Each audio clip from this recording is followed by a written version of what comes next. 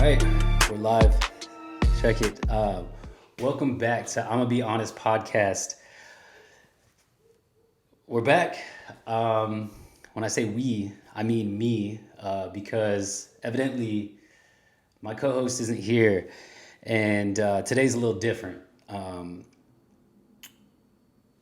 If you listen to our last podcast, you would know that Eric was having a tough time with a lot of things, and that's okay. And that's what we are here for. And I'm so glad we jumped on a podcast.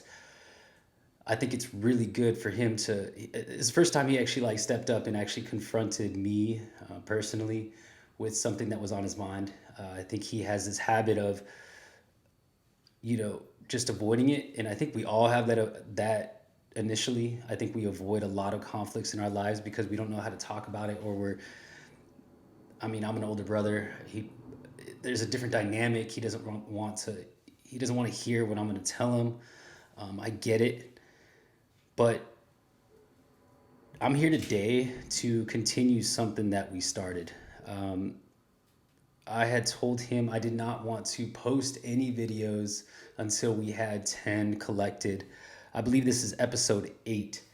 And if I'm going to teach my siblings anything in life, is like stick to what you say you're going to do. And I'm going to at least get to that 10th episode with or without him, just to show him that, you know, I'm going to do it. And I think we have something good. I think we will continue to have something good. It's just I know he's going through a tough time. Today feels like that glass half full type of moment because I can't talk for a full hour. No one wants to hear me talk for a full hour. I think he has such an incredible flow with his emotions and his ability to kind of like allow me to open up. Like I told him before, he's like my therapist. And I think it's really cool and intriguing to have a sibling or a friend that you can open up to and just get that realness. I mean, he knows my mom, he knows our family, he knows what I've been through a little bit. So I had this opportunity to open up to him a little bit more. He and he has that emotional part. I mean, that's a generational thing. It's not really in our nature as far as millennials go, but he's definitely exposed me to some different things and different viewpoints. Um, this is actually 6 weeks since the episode that we last shot, and it's actually taken me a long time to jump in front of this camera again because I have a lot on my mind. I have a lot of emotions about, am I doing the right thing? Did I do the right thing? Did I push him too hard? Did he just run away from his problems again? But my girlfriend Ashley, she said you have to keep on going. You have to like finish what you started, or at least keep on going like you said you were gonna do. And she knows me, my personality, and that's all I needed. That little extra push. So there is so much. I think I was on a flight a couple weeks ago, and I just started typing. Just started typing a lot that was on my mind, and I'm gonna read off of this because it just kind of went with things. It's probably easier. I don't know what was on my mind at this point, but uh, like, so I talk about listening to our last podcast, and if you know Eric, he was going through a tough time, and I was surprised he stepped up to me and asked to do a podcast with me with all those emotions. That was his idea. That wasn't my idea. And if you watched it, there was moments that he wanted to break down, but I was so proud of him for even opening up and in front of a camera, in front of whoever's listening. We don't know who's listening, but he that was a moment where he stood tall in my eyes. So I respect him for that. I really appreciate that. And that's the goal of this podcast, is to have that rawness, to have that realness, because I don't know what he's going through. His success is his success, and I just want to be there for him. I just want to support him. This podcast was intentionally for him, or for him to see that he can actually do something for other people as well.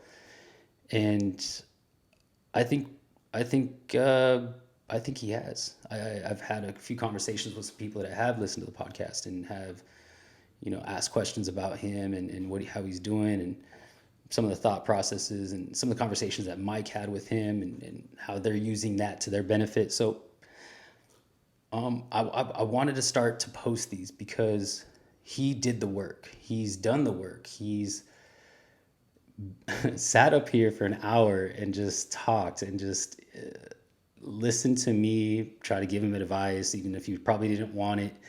But he sat through it. And so when I post these, he has viewed them. He has listened to them. We'll get to the point of our conversation in a second, but that was probably the first time that he's actually heard himself, and that's what's so important because everybody has these thoughts and emotions in our head, and we think we're trying to figure out how to handle them, but until you actually vocalize your issues or problems or listen to yourself saying things, then you get a whole different perspective of what the problem is and if was that really a problem or am I just kind of like going through a little time in my life. So I think that's what's cool about this is we finally get to listen to ourselves, the good, the bad, the ugly. So before that episode, a little breakdown without saying too much.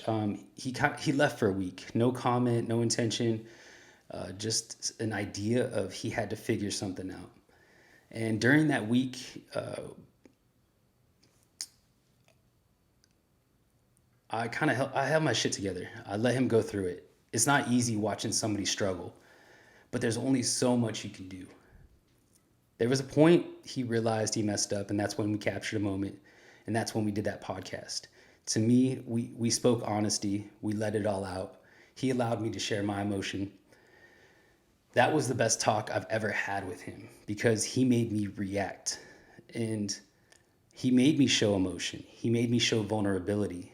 I will tell you that I was a little angry. I was a little frustrated on that podcast. I made some comments that I think there was one comment about his mental health that I really take back. I don't really know. I don't really remember. I have to rewatch it, but I do care about the mental health. I think that whatever I said in regards to him getting like pushing through some obstacles, I understand that everybody's different and that was probably wrong for me to say. So I take that back. I apologize for that. But there was some rawness. I understand why parents get angry at their kids. It all makes sense now. And like you just want to give them the freaking best and you feel like you know what they need and know what they're gonna go through, but they just don't want to listen. It's like a Simpson Bart episode where you're just like, I'm telling you what to do. But it is what it is, and we brushed that conversation aside. That week was a big week because I flew my 16-year-old brother in to hang out with us. So I loved it. They hung out. They ended up going to. Ashley took me to go see my uncle and my grandma. We played basketball. We talked about hometown rumors. Living in a small town, there's a lot of rumors. We played Uno. We went bowling. We went out on a Friday night. This was the first time we actually just kicked it as brothers, like, because they're 20, 16, and, I'm a little bit up there. But that was at least how I saw it. That was the first time, like, we kicked it as brothers. What I'm starting to understand, I know we're brothers, but the age gap says differently. I'm someone they look up to, and I don't know if I want that anymore. Soon after that last episode, Eric was in a great mood, motivated, speaking highly about our week with the little bro, excited to start school after spring break. He's excited. And that Sunday, I was on call that Sunday night, and he messages me, says he's going to hang out with his friend. He would be back in the morning. I said, no problem. Just make sure he makes it to school. He told me, of course. Without getting too much into his business, I'll tell you, it's been about 6 weeks since we shot that episode, and a lot's changed. Honestly, it's tough to do this episode. I've really struggled to get the energy to sit here today. I thought about quitting, letting this go. Honestly, because I thought it was for him. But truth is, this kid has taught me a lot, so much in life, and I think I have so much more to share. Will it reach him? Will it reach my other siblings? I don't know. But what he taught me is vulnerability is natural. Embrace it because no one wants to see someone that's perfect. You can't connect to somebody who's perfect. People want realness and something that relates and goals that are attainable. He sees me as someone who doesn't make mistakes and has answers to everything. He's right. No, I'm just kidding.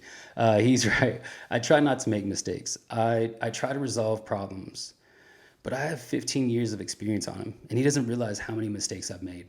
Money I've blown, relationships I've ruined, problems I couldn't find answers for, people I've lost, dark times of aloneness. We were only beginning to start this journey, and I was willing to share this because it's the first time I'm in my life where I'm starting to open up and see some of the struggles that I went through. I'm gonna be honest.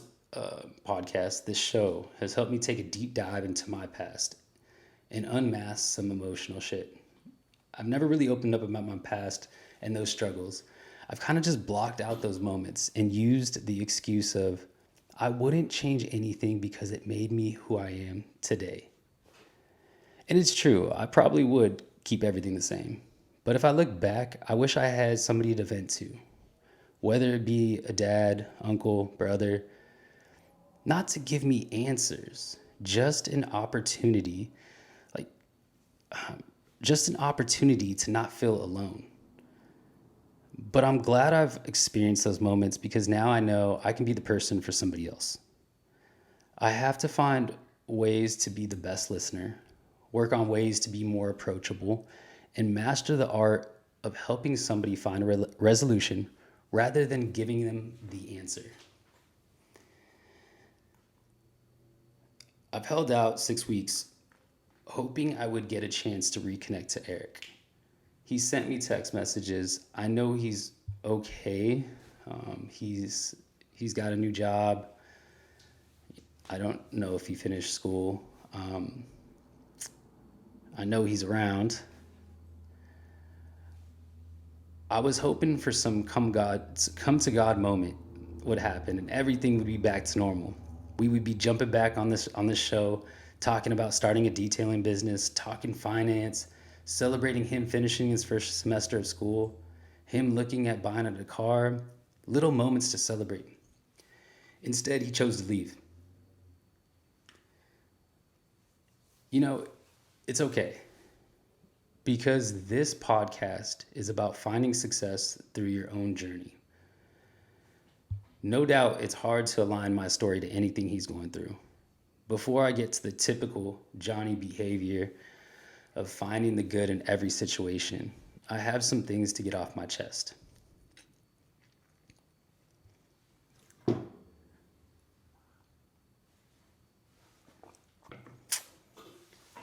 So this kid indirectly taught me a little something about being vulnerable. Like this guy said, he's never seen me angry and I don't think he ever will, but I will tell you what I'm frustrated about. Eric isn't a bad kid and I'm not mad at him for anything. You know what I'm frustrated about? I'm frustrated about drugs and alcohol that affected my family in negative ways. I'm frustrated about the generational curse that we can't kick. Frustrated about the lack of school education and coping mechanisms. Frustrated about the lack of accessibility of therapy for mental health. Frustrated about the idea of money solving problems. I'm frustrated that social media flaunts and favors exuberant wealth rather than realness. I'm frustrated that my girlfriend worries about my brother and siblings as much as I do. I'm frustrated about leaving my brothers for college when they probably needed me the most. I'm frustrated that they think they're compared to me. I'm frustrated that my siblings believe they need to do it on their own. I'm frustrated that I don't have more time to spend with the people I love. It's a lot to be frustrated about, but I'm not mad really. It's really something I embrace because there's so much value in emotional stability and making sure that I can be there for others without jeopardizing my own mental health or my partner's. So when we talk about what this experience has done for me, I have to really like talk about what it's done for my household. So we me and my girlfriend were living here and she understands what family means to me. And I always talk to her about my family here and there. And I had this situation, had this conversation about Eric and before he moved out with us. And she comes from a loving family.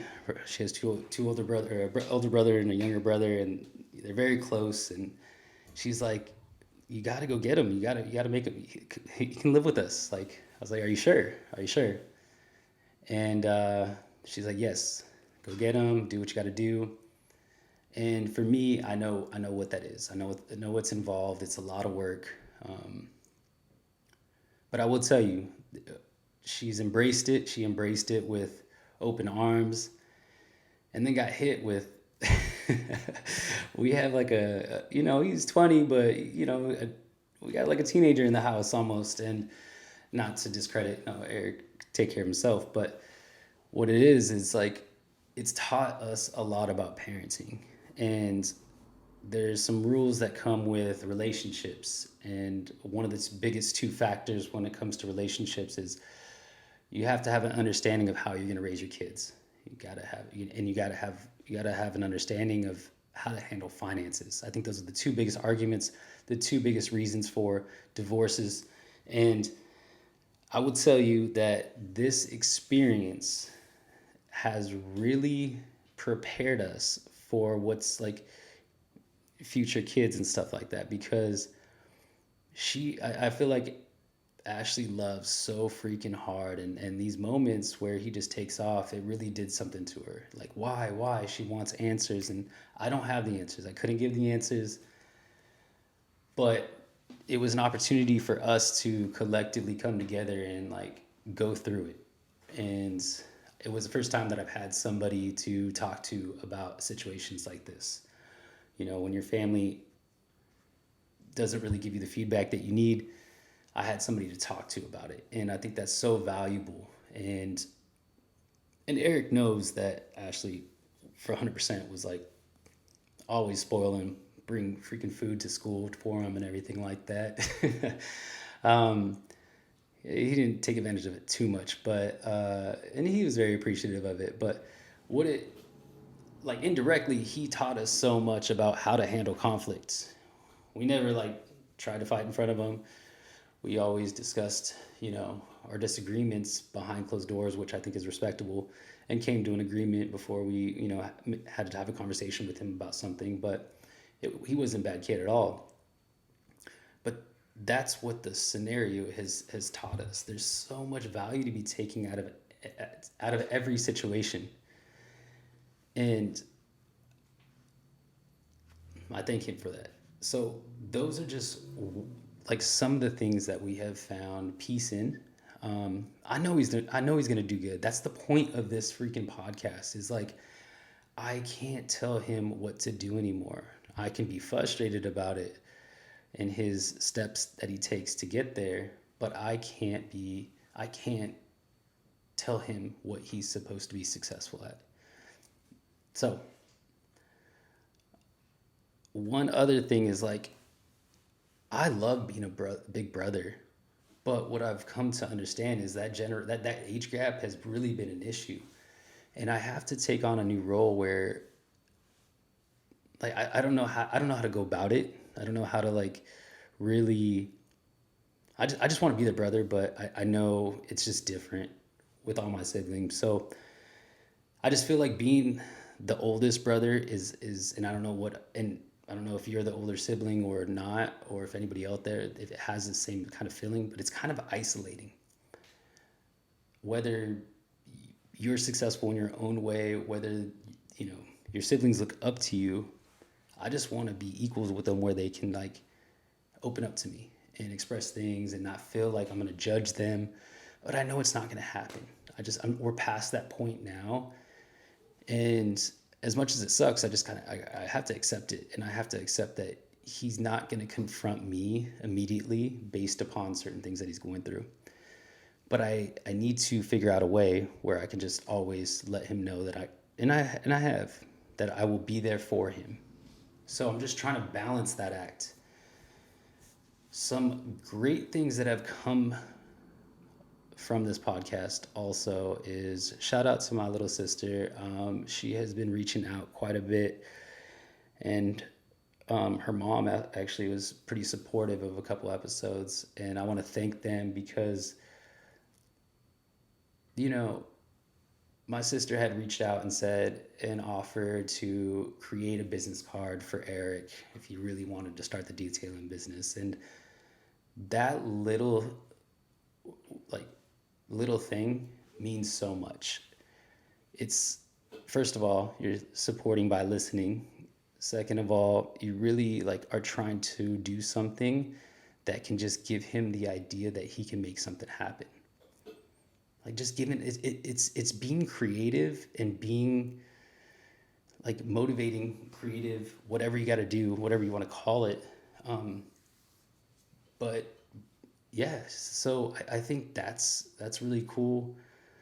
One of my high school friends, him and his wife have been listening, and the feedback I keep on getting from him, it's really cool because he's a head football coach, so he's dealing with these kids all the time. I'm like, man, how do you do this? Every phone, like he tells me, you know, on a Friday night I get a phone call about one of the kids, and I'm like, and he's stressing out about it. What happened to the kid? He did in a car accident. I got to think like he has 40 kids on his team. So every phone call he gets, he's stressing out about something's going wrong, something happened, something bad happened. And so we've been talking lately, and I think, shout out Coach Carmody. Um, I think that, I think that's really cool. I'm getting to connect again to some of my friends, and because they understand where I came from. They've met Eric too, so it's cool for them to kind of get another interaction with him. Yeah, so from this, I have I want to share more. I want to do more. I know Eric is gonna be okay. I just I want to figure out how I can do better, or like there was no argument, there was no discontent. Like before he left, he said everything was good. And I think there's a lot of unanswered questions, and I'm gonna get him back on here. I know for sure he's coming back on here. But if you're going through something in your life and you feel as if you need to do it on your own or run away, I feel like just give the people that love you a little just a little feedback before you do that, because it's really hard. It's hard to love somebody and for them to feel as if you're pushing away from them. And I know he's going to be okay. I know he's going to be all right. We know he's going to be all right. But just think about the people that care about you, because that really matters when it comes down to things. We're always going to be here. Don't try not to take advantage of us, but we'll always be here. And another thing, like, this is not a sympathy podcast or anything like that. I'm just trying to get some shit off my chest. Really, I think this is probably the most vulnerable I've been on camera. But I think it's important. I think that getting a chance to express some of these real life situations is not what we typically get to hear on Instagram, on TikTok, and all that shit. But you know, normal people go through some crazy shit, and successful people go through some crazy and normal shit too. It's like the circle of life. Like it's stuff happens. I just w- want to see. I hope I wasn't too tough on him last episode. Um, it seems like he's in good spirits whenever we kind of like text back and forth. But these are the things that I really wanted to talk about and really let him know and let everybody else know that there is so much to be grateful for in life. That, like, if you can spin that positivity on life somehow, as far as like a learning a learning situation, kill them with kindness, learn from every experience, keep on smiling. Like, all these sound cheesy as hell, but it truly, truly fucking works. I'll tell you that. Super happy with what we can do with this. I'm gonna get him back on here, whether he likes to or not. Um, he has commented that he's coming back. He just and gonna shoot a couple episodes.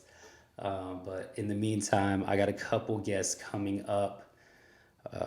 In actually going on a mission trip here in a second, doing a conference for nursing on a cruise. So there's I want to introduce some more people in my life, and to kind of like expose who I am, how I am the way I am, really. I want you to meet one of my good friends from high school. So we'll see. And I'm actually going to do an episode we're going to Jamaica. So I'm going to figure out a way to do a podcast out there. But, anyways, thank you for taking the time out of your day to listen to this. Um, I hope you understand this isn't easy to really talk about, but I'm glad I was able to get it off my chest. And I know Eric will be okay. Um, I every situation is a lesson. So tell me what you want to hear next. If what you want to know about Eric, because he's coming back. List some questions that we got to ask him, because yeah. And then, so like, subscribe, follow, do what you got to do. Answer the questions on Spotify, whatever. Keep on commenting. Share these podcasts with somebody. You know the deal. Thank you for listening. This is I'ma Be Honest podcast. I'll see you later.